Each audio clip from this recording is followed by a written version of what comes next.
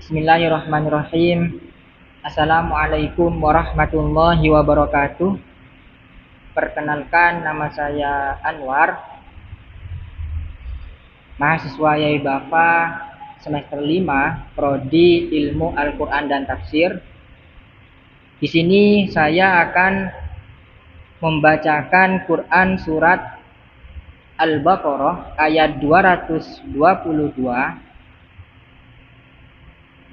untuk memenuhi tugas ujian dari Bapak dosen Bapak Andi Winata Asy'ari MTHI, yang mana ayat 222 ini menjelaskan tentang bagaimana perilaku seorang suami ketika sang istri sedang mengalami haid. Bismillahirrahmanirrahim. Sebelum kita belajar, kita berdoa terlebih dahulu, semoga ilmu yang kita sampaikan nanti itu menjadi ilmu yang manfaat dan barokah. Bismillahirrahmanirrahim. Subhanakallahumma Rabbana la ilma lana illa ma 'allamtana innaka antal alimul hakim wa tub 'alaina innaka antat tawwabur rahim wa taqabbal minna innaka antas samiul alim wa 'allimna min ladunka 'ilman nafi'a ya dzal jalali wal ikram. Allahumma iftah lana hikmataka wanshur alaina rahmataka ya dzal jalali wal ikram. Rabbi shrah li sadri wa yassir li amri wahlul 'uqdatam min lisani yafqahu qawli birahmatika ya arhamar rahimin. Amin. Bismillahirrahmanirrahim.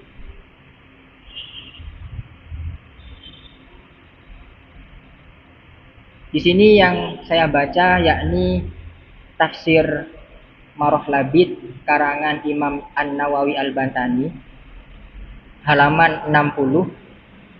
Bismillahirrahmanirrahim. Wa yas'alunaka 'anil mahiyid qul huwa adzan fa'tazilun nisaa fil mahiyid wa la taqrabuhunna hatta yathurn fa idza tatahharna fa'tuhunna min haitsu amarakumullah innallaha yuhibbut tawwabina wa yuhibbul mutatahhirin. Bismillahirrahmanirrahim. Wa yas'alunaka 'anil mahiyid. Wa yas'aluna lan padha takon sapa sahabat ka ing sira Muhammad 'anil mahiyid saking haid. 'Anil mahiyid saking haid, ayil haidih tegese haid.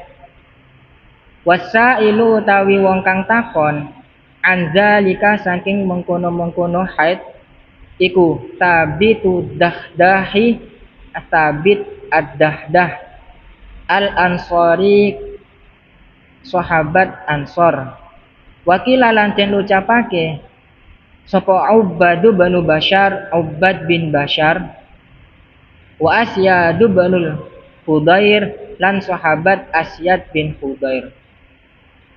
Lianna ahlil jahiliyah, krana sak temene penduduk jahiliyah iku kanu ana sapa ahlul jahiliyah iku idza hadat ing dalem nalikane haid sapa ahlul jahili sapa almar'atu wong wadon iku idza hadat ing dalem nalikane haid sapa almar'atu wong wadon lam yuakilu mongko ora barengi mangan sapa ahlul jahiliyah ha ing mar'ah walam yusyaribu lan ora barengi ngombe sapa ahlul jahiliyah ha ing mar'ah, walam yujalisu lan ora barengi lungguh sapa ahlul jahiliyah ha ing mar'ah, ora barengi lungguh ala furushin ing atase pira-pira lemek, walam yusakinu lan ora nunggali manggon sapa ahlul jahiliyah ha ing mar'ah fi baitin ing dalem omah, kafi alil Yahudi koyok penggaweane kaum Yahudi, wal majusi lan penggaweane kaum majusi. Wa amman nasara, anapun utawi kaum Nasrani iku kanu ana sapa Nasara iku yujami'uhunna ngumpuli sapa Nasara utawa jima sapa Nasara hunna ing nisa, wala yubaluna lan ora merduli sapa Nasara bil haidi ing dalem haid, bil haidi kelawan haid. Titik. Ayat 222 ini dimulai dengan lafaz pertanyaan, yakni wayas'alunaka 'anil mahid. Di dalam surat Al-Baqarah, ayat yang didahului pertanyaan dan didahului dengan huruf wawu itu di dalam surat Al-Baqarah ini adalah ayat yang nomor 3. Ayat yang pertama, pertanyaan yang didahului dengan huruf wawu, yaitu terdapat pada surat Al-Baqarah ayat 219 yang berbunyi wayas'alunaka 'anil wayas'alunaka madza yunfikun. Di situ juga didahului oleh huruf wawu. Pertanyaan juga didahului oleh huruf wawu. Wayas'alunaka madza yunfikun. Yang nomor 2, pertanyaan yang didahului dengan huruf wawu itu juga terdapat pada Quran surat Al-Baqarah ayat 220 yang berbunyi fid dunya wal akhirah wa yas'alunaka 'anil yatama, wa yas'alunaka 'anil yatama. Di situ juga didahului dengan huruf wawu. Pertanyaan yang didahului dengan huruf wawu. Dan yang nomor 3, yakni terdapat pada ayat yang saya baca ini, yakni surat Al-Baqarah ayat 222 yang berbunyi wa yas'alunaka 'anil mahid. Kenapa pertanyaan ini kok didahului dengan huruf wawu? Itu karena ayat ini ada kaitannya dengan ayat sebelumnya dan juga sesudahnya. Maka dari itu diberi awalan huruf wawu, yakni penyambung. Karena apa?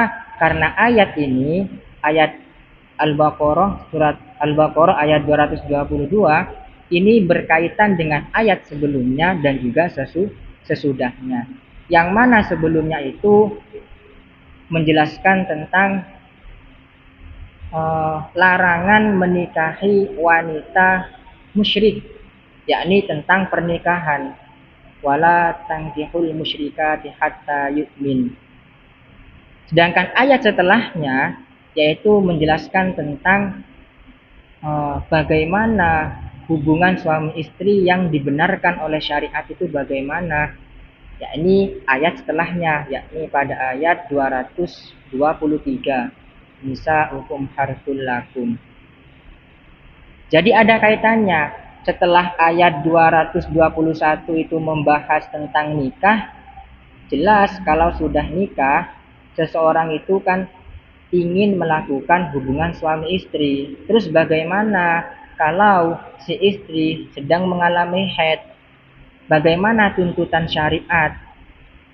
Seorang suami itu bagaimana perilakunya terhadap si istri ketika si istri itu sedang haid?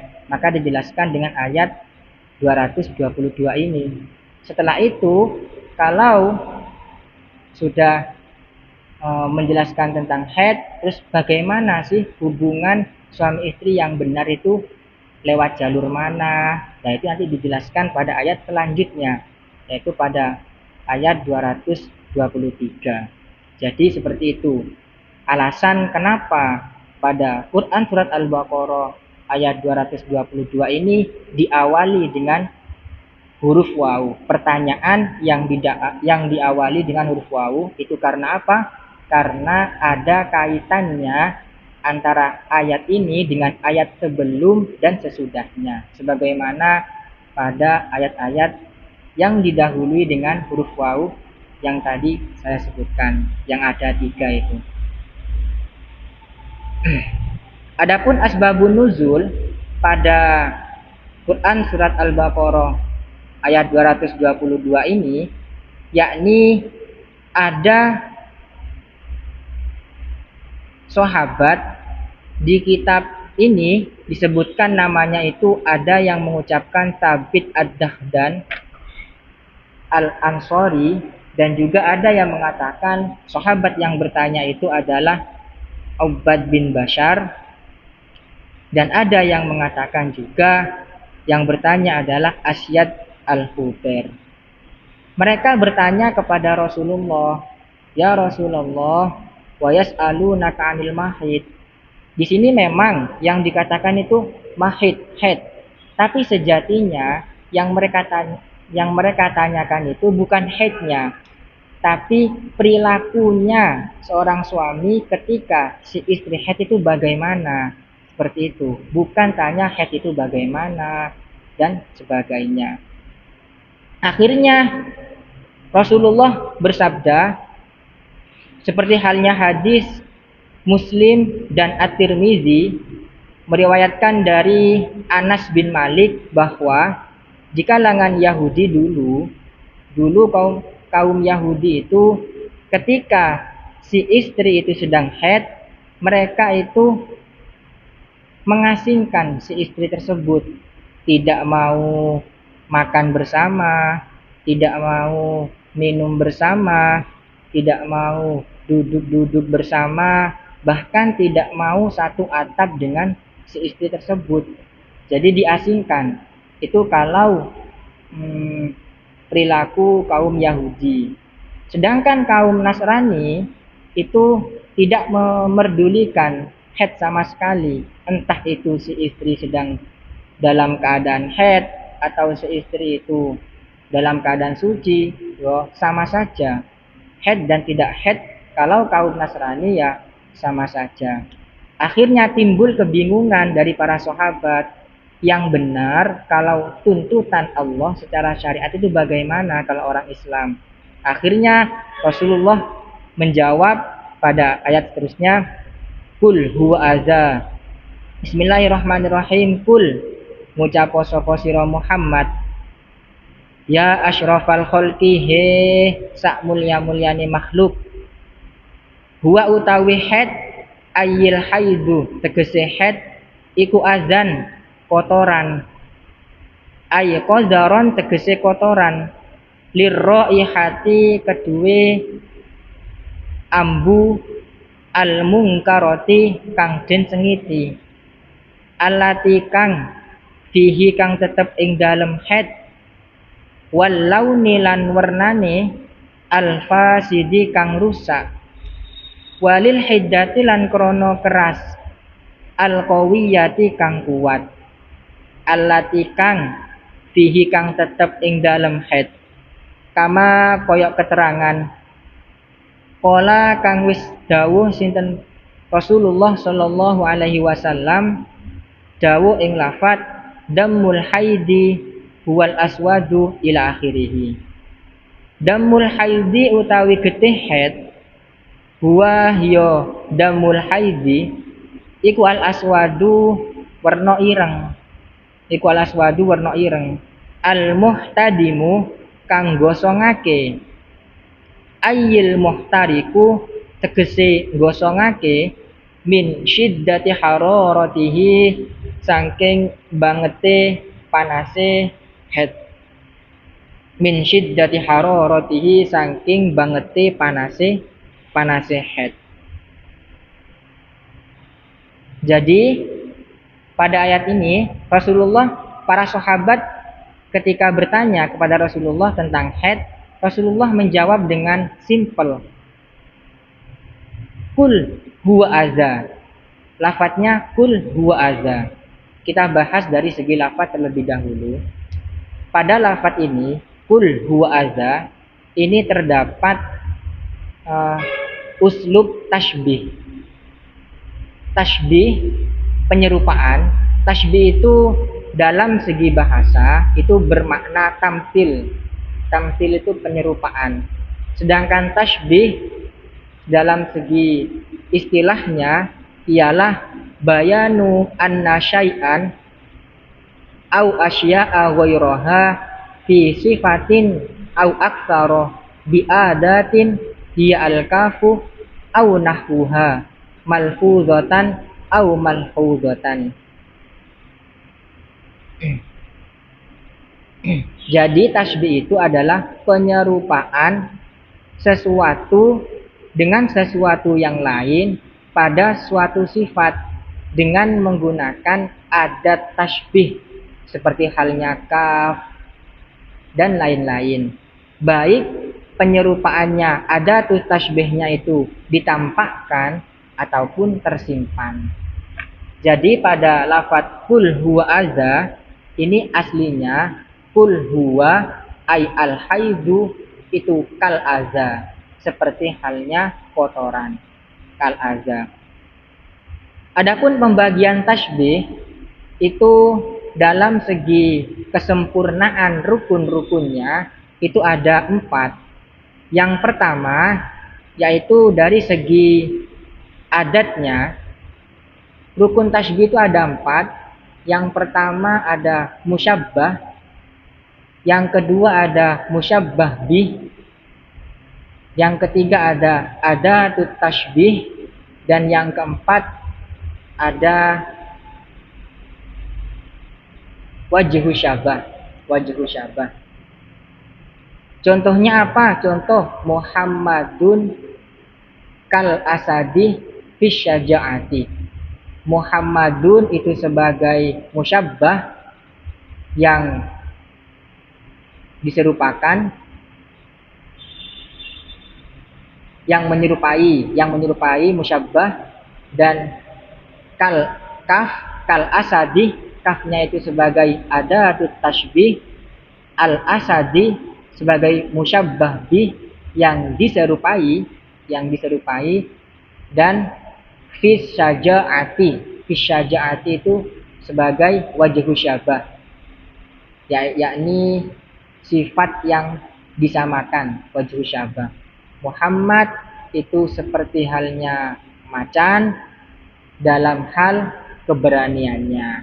Muhammad sebagai musyabbah bih, seperti yakni kaf itu sebagai adatut tasbih, al asadi sebagai musyabbah bih yakni yang diserupai, dan fil syaja'ati dalam hal keberaniannya itu sebagai wajhu syabah, sifat yang disamakan.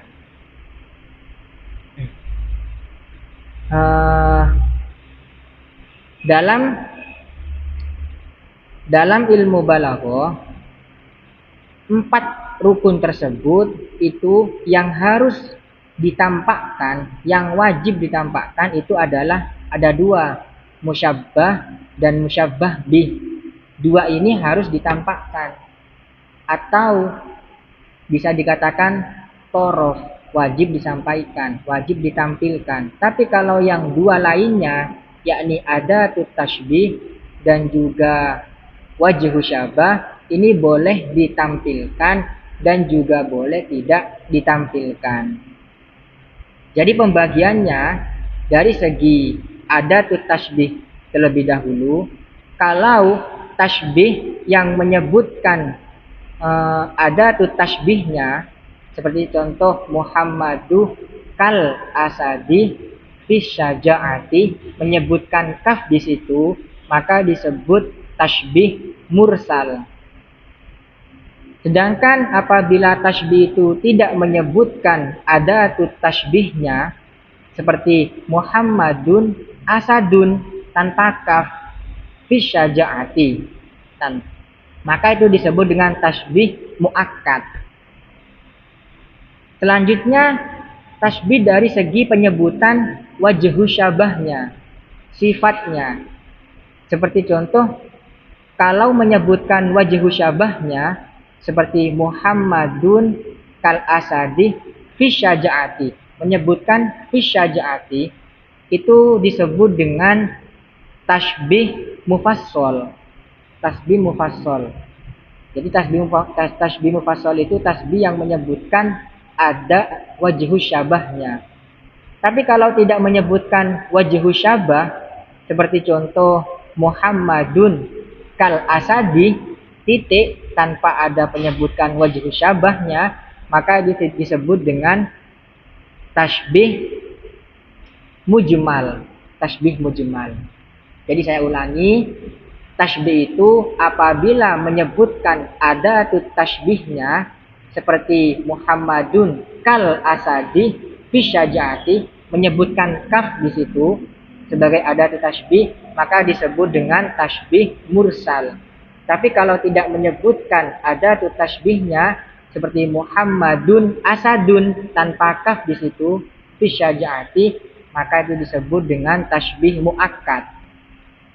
Yang ketiga yaitu apabila tasbih itu menyebutkan wajhu syabahnya seperti Muhammadun kal asadi fi syajaati, menyebutkan fi syajaati wajhu syabahnya, maka disebut dengan tasbih mufassal. Sedangkan yang tidak menyebutkan wajhu syabah seperti Muhammadun kal asadi titik, maka disebut dengan tasbih mujmal. Terus bagaimana kalau digabungkan antara wajhu syabah dan adatut tasbihnya? Jadi ada dibagi 4. Kalau menyebutkan dua-duanya, yang pertama yaitu menyebutkan dua-duanya, yakni menyebutkan adatut tasbihnya dan juga menyebutkan wajhu syabahnya. Seperti contoh Muhammadun kal asadi fi syajaati, menyebutkan kaf di situ sebagai adatut tasbih dan menyebutkan fi syajaati sebagai wajhu syabah, maka itu disebut dengan tasbih mursal mufassal. Tasbih mursal mufassal, yakni tasbih yang menyebutkan adatut tasbih dan menyebutkan wajhu syabah. Yang kedua, tasbih yang tidak menyebutkan wajhu syabah akan tetapi menyebutkan adatut tasbihnya. Seperti contoh Muhammadun kal asadi, wajhu syabahnya tidak disebutkan, tapi adatut tasbihnya disebutkan kaf Muhammadun kal asadi titik. Maka itu disebut dengan tasbih muakkad, tasbih mursal mujmal. Tasbih mursal mujmal. Yang ketiga, tasbih yang tidak menyebutkan adatut tasbihnya akan tetapi menyebutkan wajhu syabahnya. Seperti contoh Muhammadun asadun fi syajaati, tanpa menyebutkan adat tasbihnya tapi menyebutkan wajhu syabahnya, maka itu disebut dengan tasbih muakkad mufassal. Muakkad mufassal. Yang terakhir yakni tasbih yang tidak menyebutkan wajhu syabah dan tidak pula menyebutkan adatut tasbih. Jadi contohnya Muhammadun asadun tanpa menyebutkan adatut tasbih seperti halnya kaf atau wajhu syabah seperti lafaz fi syajaati, tidak menyebutkan, hanya Muhammadun asadun, maka itu disebut dengan tasbih muakkad mujmal. Atau ulama-ulama biasa menyebutkan dengan tasbih baliw, tasbih yang tingkatannya itu paling tinggi. Seperti halnya dalam syairan anta syamsun, anta badrun. Di situ disebut dengan tasbih baligh atau tasbih muakkad mujmal karena tidak menyebutkan ada tasbih dan juga tidak menyebutkan wajhu syabahnya. Sekarang setelah panjang lebar menjelaskan tentang tasbih itu apa dan macam-macam tasbih itu apa, berarti bisa kita simpulkan bahwasannya uslub yang ada pada lafaz ayat kul huwa azan itu disebut dengan uslub tasbih baligh. Kenapa? Karena huwa azan di situ tidak menyebutkan ada tasbih dan juga tidak menyebutkan wajhu syabahnya, hanya menyebutkan musyabbah dan musyabbah bihnya. Huwa azan. Harusnya kul huwa kal aza firraihati al munkarati. Kalau begitu disebut dengan tasbih mursal mufassal. Kalau lengkap seperti itu. Tapi Al-Qur'an hanya menyebutkan kul huwa aza. Maka uslub yang ada pada ayat ini disebut tasbih baligh yang tingkatannya itu paling tinggi. Tuh, dari segi lafadznya. Adapun dari segi pemahaman maknanya,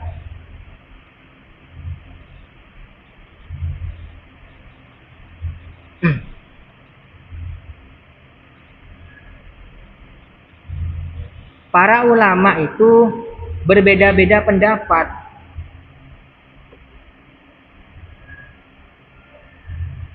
Kuliah asyrafal khalqi.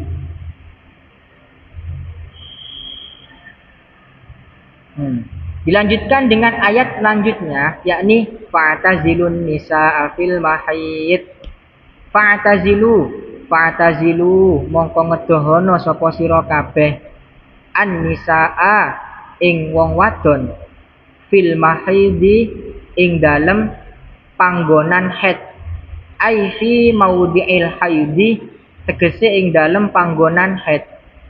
Wala taqrabu lan ojo mareki sapa sira kabeh hunna ing nisa aila tujami'u tegese ojo jima sapa sira kabeh hunna ing nisa. Dilanjutkan pada ayat selanjutnya, pada lafaz selanjutnya yaitu fa'tazilun nisaa fil mahid. Kalau seorang istri itu sedang dalam keadaan haid, maka hendaknya si suami itu fa'tazilun nisaa fil mahid, yakni menjauhi istrinya. Apa yang harus dijauhi yaitu fil mahid, tempat haidnya, yakni dilarang untuk menggauli istrinya, jima. Di sini para ulama berbeda pendapat terhadap bagian mana yang harus kita jauhi ketika sang istri itu sedang haid. Apakah harus dijauhi seluruhnya seperti halnya perilaku yang dilakukan oleh kaum Yahudi, atau kita tidak memerdulikan sama sekali seperti halnya perilaku yang dilakukan oleh kaum Nasrani? Maka di sini ulama berbeda pendapat. Yang pertama, pendapat Ibnu Abbas dan Abidah As-Salmani, bagi seorang suami ketika sang istri itu sedang haid, maka dia harus menjauhi seluruh tubuhnya tersebut, karena Allah sendiri tidak mengkhususkan bagian mana, bagian tubuh mana yang harus dijauhi. Jadi pendapat ulama yang pertama, yakni pendapatnya Ibnu Abbas dan Abidah As-Salmani, ketika sang istri itu sedang haid, maka si suami harus menjauhi seluruh badannya tanpa terkecuali. Kenapa kok pendapatnya seperti itu? Karena menurut Ibnu Abbas, Allah tidak menyebutkan secara spesifikasi bagian tubuh mana yang harus seorang suami hindari. Sedangkan pendapat yang nomor 2, yakni pendapatnya Imam Al-Hambali, beliau berpendapat seorang suami itu harus menghindari istrinya. Yang harus dihindari adalah tempat keluarnya haid, yakni farjinya saja. Adapun selain itu maka diperbolehkan. Itu pendapat Imam Al-Hambali. Yang nomor 3, yakni pendapat jumhurul ulama, yakni pendapat mayoritas ulama. Beliau berpendapat yang harus dihindari ketika sang istri itu sedang haid ialah di antara pusar dan lutut. Di antara pusar dan lutut. Kenapa? Karena dalilnya sebagaimana hadis Nabi, ketika Nabi ditanya oleh sahabat apa yang boleh dilakukan seorang suami ketika istrinya sedang haid, Nabi menjawab, litashudda 'alaiha izaraha tsumma sya'naka bi'a'laha. Yang artinya hendaklah kamu itu memakaikan sarung kepada istri-istri Anda, kemudian kamu diperbolehkan menggaulinya di atas sarung tersebut, di anggota atas sarung tersebut, yakni antara di atas pusar ke atas. Dan juga hadis Nabi ketika Nabi berkata kepada Sayyidah Aisyah, beliau berkata kepada Sayyidah Aisyah, syuddi ala nafsiki izaraki tumma'udi ila matja'iki. Waktu itu ketika Sayyidah Aisyah sedang haid, kemudian Kanjeng Nabi mau menggauli Sayyidah Aisyah, kemudian Nabi berkata, syuddi ala nafsiki izaraki. Wahai Aisyah, pakailah pada tubuhmu sarungmu, pakailah sarungmu. Kemudian tuma'udi ila matja'ik, kemudian kembalilah kamu berbaring di sana. Jadi dua hadis tersebut menjadi pegangan jumhur ulama. Ketika seorang istri itu sedang haid, maka sang suami itu boleh menggaulinya. Yang dilarang antara pusar dan lutut. Maka dari itu disunahkan pakai sarung buat pembatas. Dilanjutkan pada ayat selanjutnya, wala taqrabuhunna lan ojo marki sapa sira kabeh hunna ing nisa, aila tujami'uhunna, tegese ojo jimak sapa sira kabeh hunna ing nisa hatta yathurna, sehingga suci sapa nisa. Wa hadza utawi iki la taqrabuhunna iku takkidun ngokohake li hukmil i'tizali maring hukume i'tizal utawa ngedoi. Qira'ah maca sapa Ibnu Katsirun, Imam Ibnu Katsir, wa Nafi'un lan Imam Nafi', wa Abu Amr lan Imam Abu Amr, wa Ibnu Amir lan Imam Ibnu Amir, wa Hafiz lan Imam Hafiz, wa Ya'qubu al-Hadrami lan Imam Ya'qub al-Hadrami maca hatta yathurna ing lafat yathurna disuku nitqai kelawan dan sukun to'e, wa dhammil ha'i lan den dhammah ha'i. Jadi membaca yathurna, toknya disukun, haknya di dhammah, yathurna. Bimakna hatta yazula, kelawan nganggo makna hatta yazula, sehingga ilang anhunna saking nisa opo adamu getih.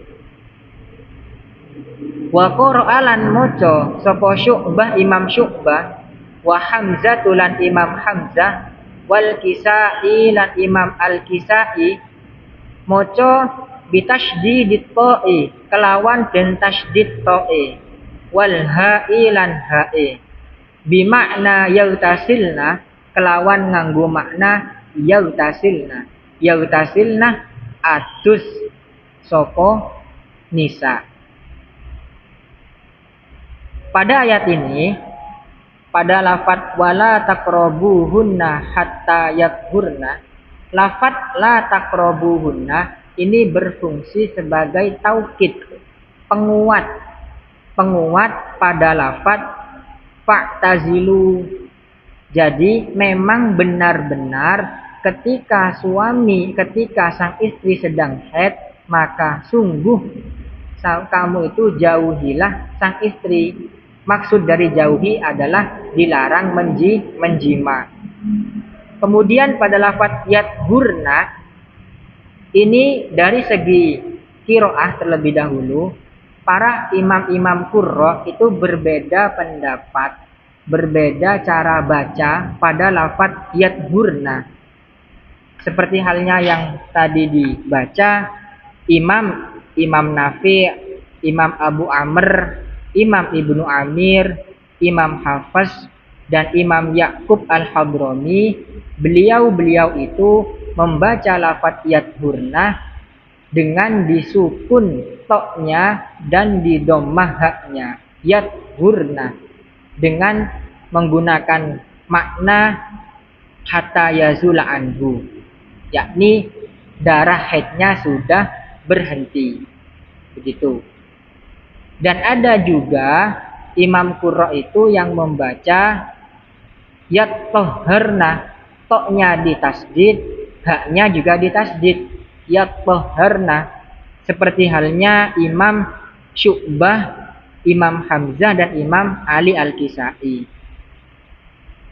dengan makna yautasilna, jadi haidnya sudah berhenti dan juga sudah mandi. Di sini uniknya dikarenakan para ulama qurra itu berbeda-beda pendapat, berbeda-beda cara baca, sehingga para ulama fuqaha, ulama-ulama yang ahli fikih itu berbeda pendapat juga dalam memaknai lafadz yathurna. Jadi ada beberapa pendapat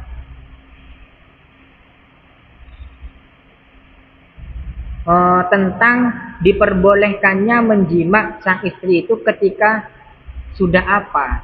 Apakah haidnya sudah berhenti tanpa mandi, sudah diperbolehkan menjima istri, atau sudah berhenti darah haidnya harus mandi terlebih dahulu baru diperbolehkan menjima istri, atau bagaimana? Itu ulama berbeda pendapat. Menurut Imam Abu Hanifah, istri itu boleh disetubuhi ketika darah haidnya itu sudah berhenti meskipun belum mandi. Itu menurut pendapat Imam Abu Hanifah. Pokoknya darah haid sudah berhenti tanpa mandi pun itu si suami sudah diperbolehkan menjima sang istri. Akan tetapi nanti ada perincian lagi dari Imam Abu Hanifah, yakni apabila si istri itu haidnya sudah pada masa 10 hari. Kalau sudah 10 hari maka diperbolehkan untuk menjima sang istri tanpa harus mandi. Pendapat Imam Abu Hanifah ini cocok dengan ulama qurra yang membacanya itu dengan yathurna bimakna hatta yazula. Cocok. Karena apa? Karena kalau kita membaca yathurna bimakna hatta yazula itu ya cukup hanya berhenti haid saja tanpa adanya mandi junub. Sedangkan menurut jumhurul ulama, mayoritas ulama itu istri boleh dikumpuli itu kalau darah haidnya sudah berhenti dan juga sudah mandi junub. Itu menurut jumhurul ulama. Pendapat jumhurul ulama ini juga cocok dengan dengan bacaan ulama qurra yang membaca yattoharna, karena yattoharna ini bimakna yaghtasilna. Jadi darah haidnya sudah berhenti dan sudah mandi junub. Begitu. Jadi ada dua pendapat dalam hal diperbolehkan kembali menjima sang istri. Yang satu pendapat, yakni pendapatnya Imam Abu Hanifah, beliau berkata sudah diperbolehkan kembali menjima sang istri apabila sang istri itu sudah berhenti haidnya walaupun belum mandi junub.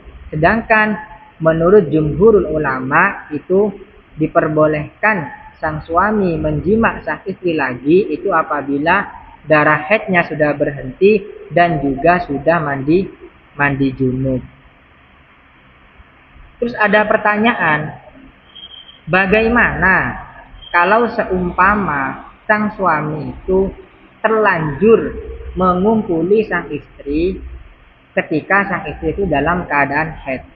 Kan mungkin terjadi entah itu karena lupa atau bagaimana. Terus bagaimana? Apakah terkena denda atau dosa atau bagaimana sikap sang suami? Itu ulama juga berbeda pendapat. Menurut jumhur ulama, kalau naudzubillah, kalau sang suami itu terlanjur mengumpuli sang istri, sedangkan sang istri waktu itu dalam keadaan haid, maka sang suami itu hanya cukup membaca istighfar saja. Astagfirullahaladzim dengan getun. Artinya itu getun, kenapa kok melakukan hal semacam itu. Akan tetapi menurut Imam Hambali, apabila sang suami terlanjur mengumpuli sang istri, sedangkan sang istri itu dalam keadaan haid, maka sang suami itu terkena denda. Yakni dendanya itu 1 dinar apabila sang suami itu menjima sang istri di awal-awal haid. Sedangkan didenda 1/2 dinar apabila sang suami itu menjima sang istri di akhir-akhir haid. Jadi kalau menurut Imam Al-Hambali, apabila sang suami terlanjur mengumpuli sang istri itu didenda 1 dinar apabila mengumpulinya itu di awal-awal waktu haid, dan 1/2 dinar itu di waktu akhir-akhir haid. Begitu. Kemudian selanjutnya yakni lafaz faiza tatahharna mongko ing dalem nalikane wis sesuci sapa nisa, ai igtasilna tegese wis adus sapa nisa, au tayammamna utawa tayammum sapa nisa, inda ta'azzuri isti'malil ma'i ing dalem nalikane uzur oleh gunakake banyu, faktu mongko nekanono sapa sira kabeh guna ing nisa min haitsu amara saking endi-endine perintah kum ing sira kabeh sinten Allahu Allah. Ai fajami'u tegese ngumpulono sapa sira kabeh guna ing nisa fi maudhi'in ing dalem panggonan amara kang wis perintah kum ing sira kabeh sinten Allahu Allah bihi kelawan maudhi'. Wa huwa utawi maudhi' iku al-qubulu dalan ngarep. Wa qala lan dawuh sapa al-Asammu Imam al-Asam wa Zujjaj lan Imam Zujjaj, ai faktu tegese nekanono sapa sira kabeh hunna ing nisa min haitsu yahillu saking endi-endine halal lakum maring sira kabeh apa wisyanuhunna jima' nisa, apa wisyanuhunna jima' nisa, wadzalika utawi mengkono-mengkono yahillu lakum wisyanuhunna iku bi alla yakunna gambare yen to ora ana sapa nisa iku imatin wong kang poso, wala mu'takifatin lan ora wong kang i'tikaf, wala muharramatin lan ora wong kang ihram bin nusuki ing dalem ibadah. Wa fuhima lan den pahami min hadza syarti saking iki syarat apa sing dipahami apa annahu sak temene kelakuan iku yustaratu den syaratake ba'dang qita'il haidi ing dalem berhentine haid apa al-ightisalu adus li'annahu krana sak temene kelakuan iku qad sara teman-teman dadi apa al-majmu'u kumpule syarat iku ghayatan tujuan wadzalika utawi mengkono-mengkono la taqrabuhunna iku biman zilati qaulika kelawan panggonan ucapane sira la takallam ojo ngucap sapa sira fulanan ing fulan hatta yadkhula sehingga mlebu sapa fulan ad-dar ing omah. Fa iza tobat mongko ing dalem nalikane lega apa nafsuhu atine fulan ba'da dukhuli ing dalem sakwise mlebu fakallim mongko ngucap sapa sira hu ing fulan fa innahu mongko sak temene kelakuan iku wajib apa ayyata'allaqa yen to gumantung apa ibahatu kalamika wenange ucapane sira bil amraini kelawan perkara loro jami'an hale sekabehane wattafaqo lan wis sepakat sapa malikun Imam Malik wal Auza'i lan Imam Auza'i was-Tsauri lan Imam As-Tsauri wasy-Syafi'i lan Imam Asy-Syafi'i sepakat annahu ing sak temene kelakuan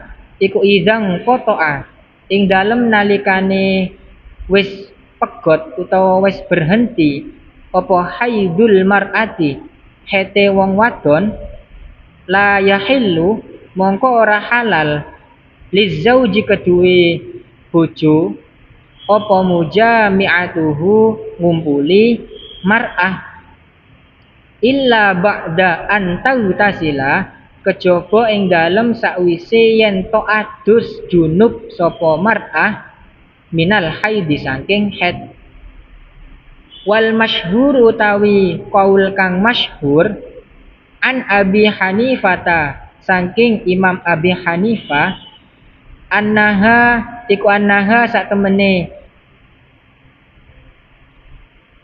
mar'ah iku inroat lamun ningali sapa mar'ah at-tuhra ing suci duna asyrati ayyamin ing dalem sak ngisore 10 dina lam yakrub mongko aja nyedeki sapa sira ha ing mar'ah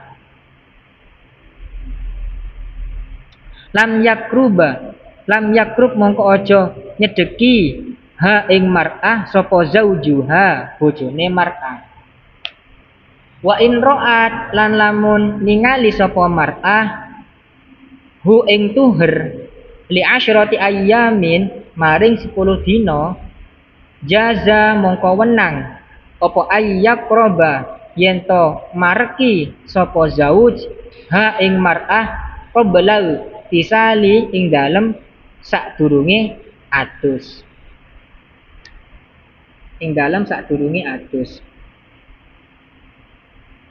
maksud dari ayat ini fa iza tatahharna fa'tuhunna min haitsu amarakumullah yakni bagi seorang suami apabila sang istri sudah melakukan bersuci tatahharna melakukan bersuci baik itu dengan mandi junub au tayammamna atau dengan cara tayamum bagi orang yang terhalang menggunakan air, maka sang suami sudah diperbolehkan menjima sang istrinya.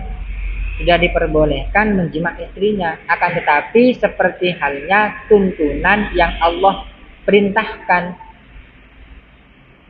yang akan dijelaskan pada ayat setelahnya. Yakni apa? Yakni kalau menggauli sang istri itu harus lewat jalur depan, tidak boleh melewati jalur belakang.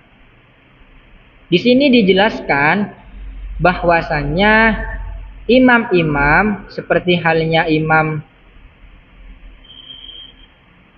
Malik, Imam Al-Auza'i, Imam Ats-Tsauri, Imam Asy-Syafi'i, beliau-beliau itu sepakat bahwasannya suami sudah kembali diperbolehkan mengumpuli sang istri itu apabila sang istri itu sudah berhenti haidnya dan juga sudah mandi.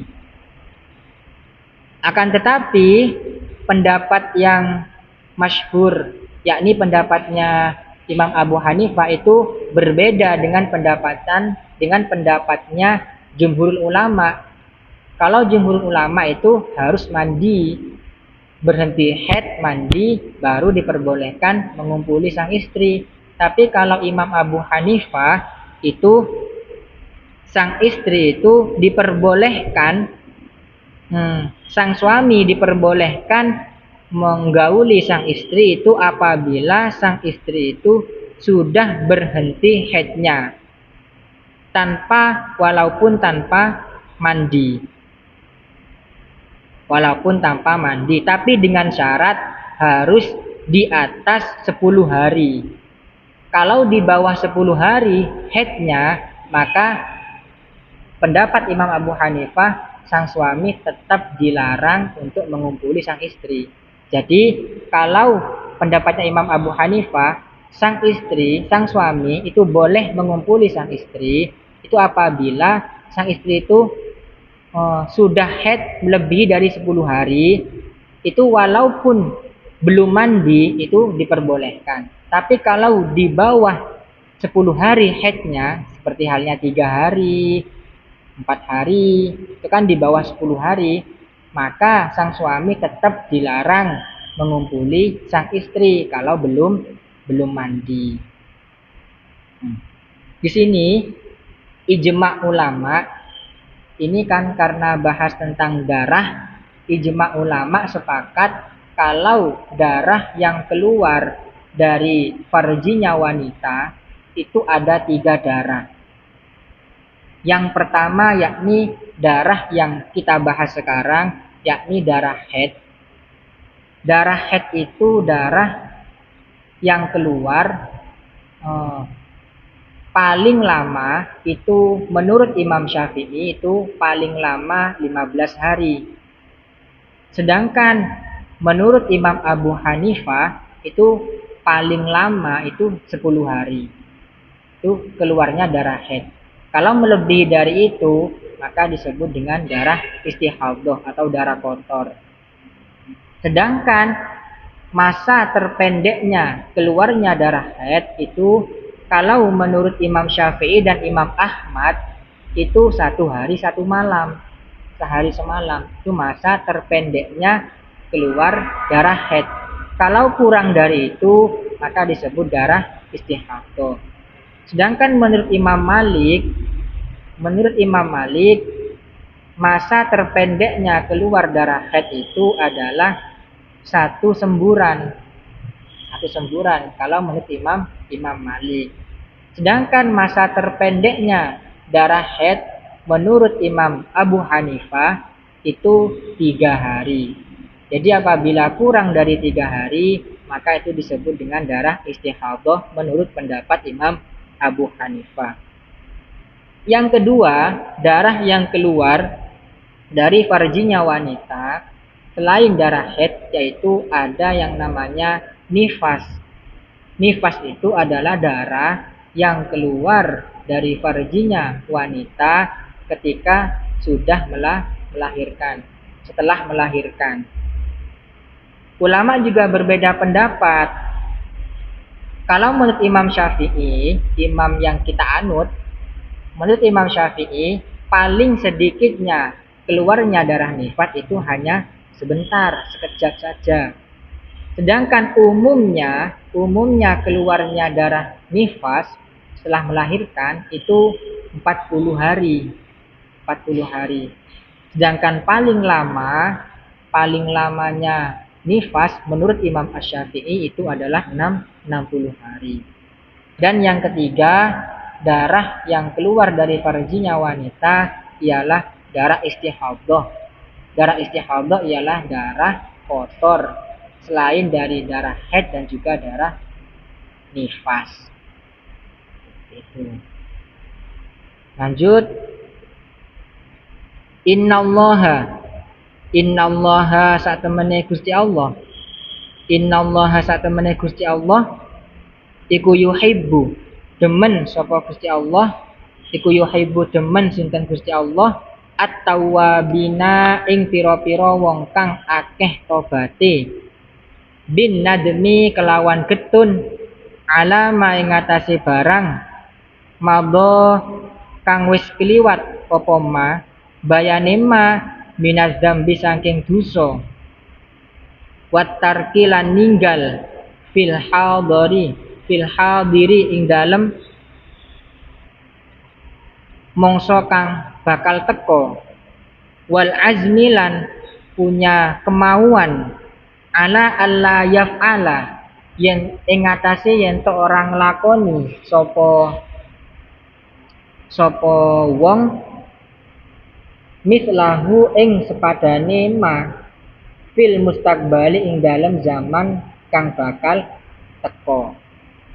Jadi Allah itu suka, senang terhadap orang yang tobat, tapi tobatnya itu tidak tobat yang sembarangan, yakni tobat orang yang memang benar-benar getun terhadap apa yang mereka lakukan, terus langsung meninggalkan sebab-sebab yang menyebabkan dia melakukan dosa tersebut. Dan yang ketiga itu harus punya kemauan di dalam hati untuk kedepannya tidak melakukan hal yang sama.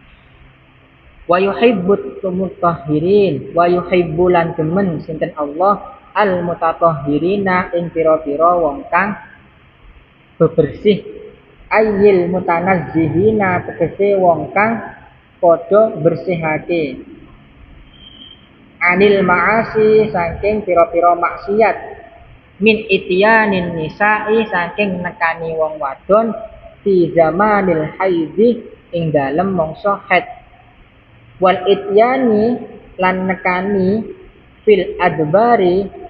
Ityan di sini bermakna jima, wal ityani lan jima fil adbari ing dalem pira-pira dalan buri utawa dubur. Wakila lan den ucapake apa yuhibbu demen sinten Allah al mustanjina ing pira-pira wong kang istinja kabeh bil ma'i kelawan gunakake banyu.